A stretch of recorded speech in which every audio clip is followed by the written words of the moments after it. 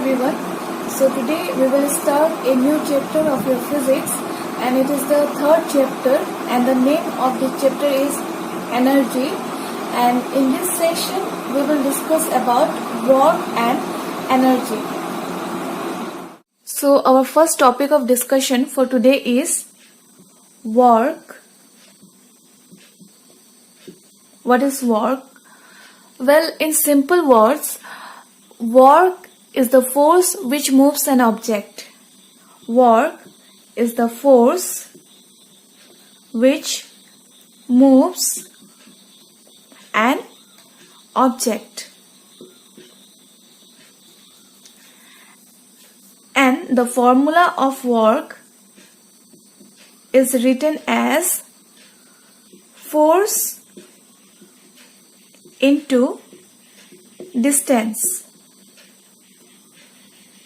where force means push or pull of an object and distance means the total length covered by an object on applying force on it. Okay.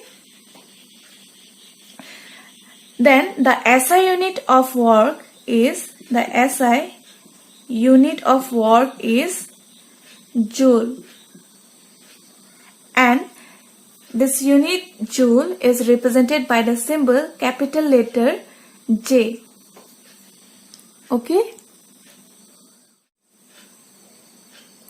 Now let's discuss these two important points: condition of work done and condition of no work done. When work is said to be done and when work is said to be not done. Well, work is said to be done when an object moves on applying force.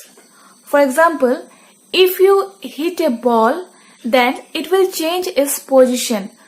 So in this case, work is said to be done because the object moves on applying force on it.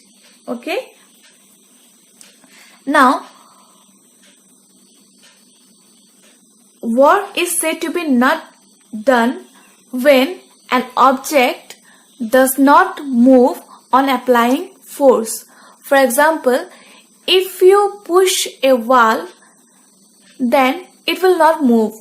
So in this case, work is said to be not done because in this case, object does not change its position. Let's take one more example. Just imagine you are trying to push a big iron ball and you are giving your best, but unfortunately it does not move. So this is the case of no work done because the object does not move on applying force. Okay. In this case, the work is said to be done because the object moves on applying force. Okay. Now suppose a muscular guy comes and pushes the ball and it moves. Now our next topic is energy. What is energy? Well, energy is the ability of doing work. Energy is the ability, or you can say capacity, of doing work. Okay. And the SI unit of energy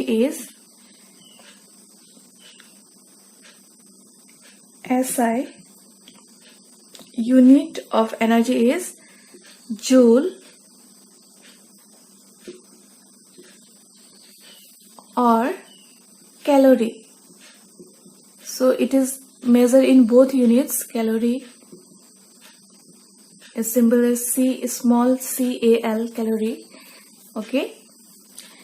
And there is a law called law of conservation of energy, which states that energy can neither be created nor be destroyed, but it can be changed from one form to another form. So law of conservation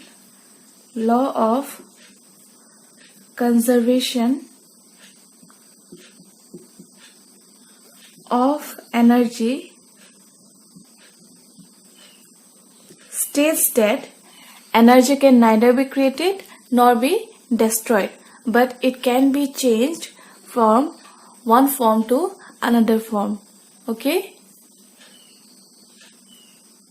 Now, our next topic is what is mechanical energy? Well, as we know that there are different forms of energy, and this mechanical energy is one form of energy, and it is the sum of kinetic and potential energy. So, mechanical energy is the sum of kinetic energy and potential energy.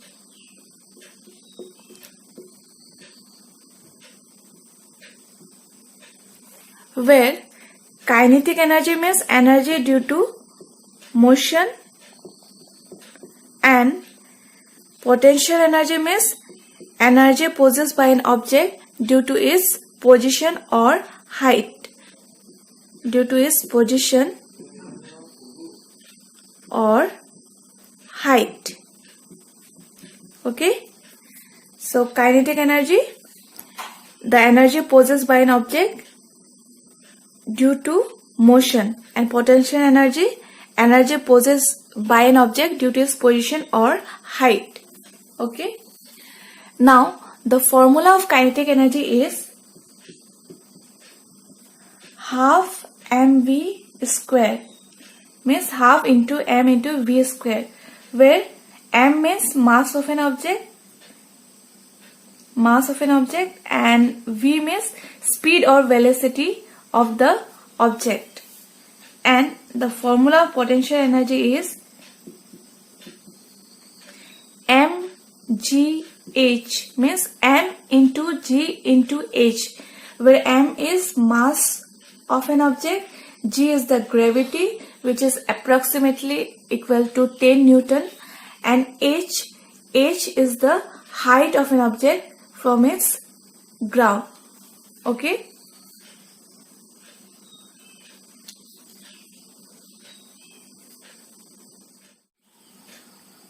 Now let's solve this numerical problem. A toy car of mass 2 kg is moving with a velocity 4 meter per second. Calculate the kinetic energy of the toy car. So in this question, given that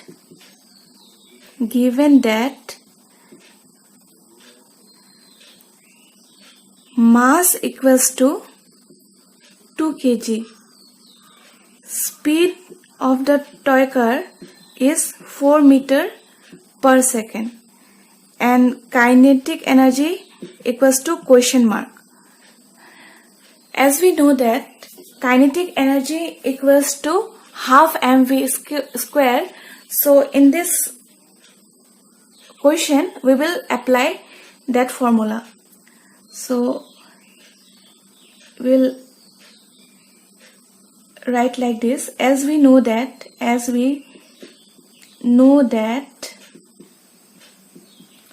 kinetic energy equals to half mv square, therefore in place of m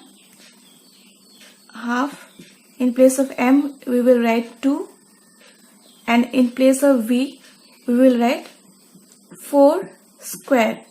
Okay?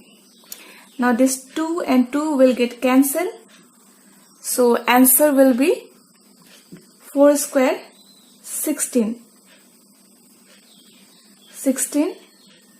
joule, because the SI unit of kinetic energy is joule. So 16 joule will be the answer of this question. The kinetic energy of the toy car is 16 joule. Okay? Now our next question is, the Leaning Tower of Pisa is 45 meter high. A mass of 4 kg is dropped from the top. Calculate its potential energy at the top. So in this question, given that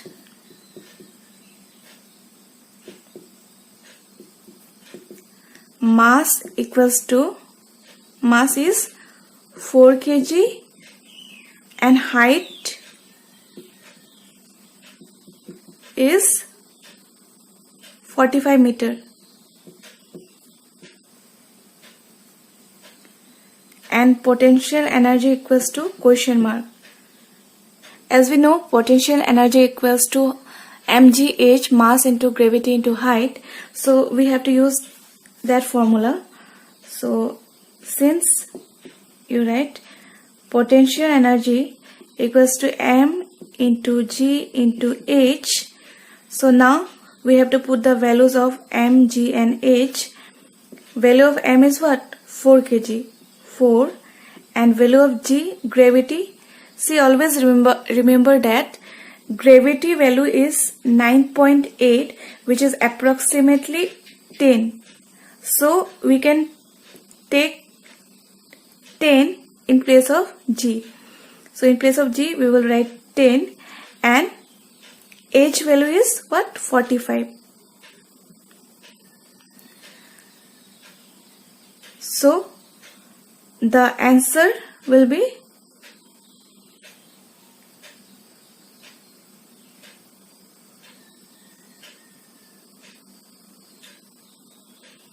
1800 joule. Okay, so the potential energy at the top will be 1800 joule.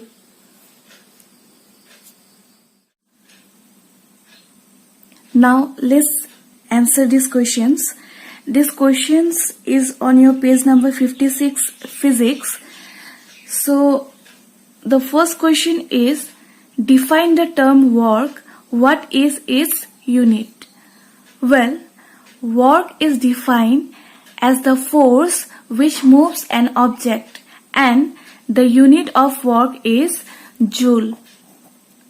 Its unit is joule, which is represented by the symbol capital J. I'm repeating it again. The work is defined as the force which moves an object, and its SI unit is joule. Okay. Now our next question is, fill up the blanks with suitable words in the following. Work is measured as a product of dash and dash. So here we have to apply the formula of work. So what is the formula of work? Work is equal to force into distance. So here we will write force into force and distance, where force means push or pull of an object and distance means total length covered by an object when force applied on it. Okay. Now our next question is, what is the condition for a force? Sorry, this is question number 3 now. So this is question number 3. What is the standard unit of work? Answer will be the same. This one. The standard unit of work is joule. Capital letter J symbol. Okay. Now our next question is, what is the condition for a force to do work on a body? Well, the condition for a force to do work on a body is that it should move the body. Okay. If the force will not move a body, then in that case it is said to be no work done. So work is said to be done when an object moves on applying force. Okay. Now our next question is, state 2 examples in which no work is done on a body when a force acts on it. So there are so many examples, but here we have to give only two.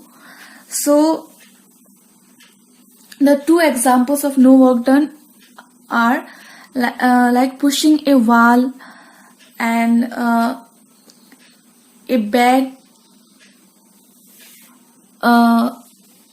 kept on the head. So these are examples of no work done. Okay.